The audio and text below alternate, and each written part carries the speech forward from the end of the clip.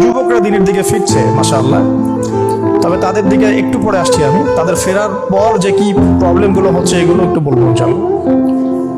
ফেরার পর অনেকে মনে হচ্ছে ফেরার আগেই ভালো ছিল, কমসে কম ফেরার আগে ইসলাম নিয়ে এত মানে মত পার্থক্য, এত ভেজাল, হ্যাঁ, এত এত রকম কথাবার্তা, যাবো কোথায়, করবো কি, এটা চিন্তা করতে করতে মনে হচ্ছে আগেই ভালো ছিলাম রে ভাই। একজন নন মুসলিম মনে করতেছে এখন যে আগেই ভালো ছিলাম রে ভাই।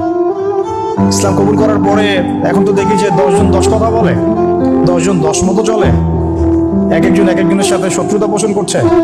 প্রথমে বুঝতে পারে না, আস্তে আস্তে আস্তে আস্তে যখন ভিতরে যায় তখন বোঝে যে বাপরে বাপ, অবস্থা তো ক্রিটিক্যাল। পরিবার নিয়ে শুরু করেন, পরিবারও জাহান্নামের টুকরা।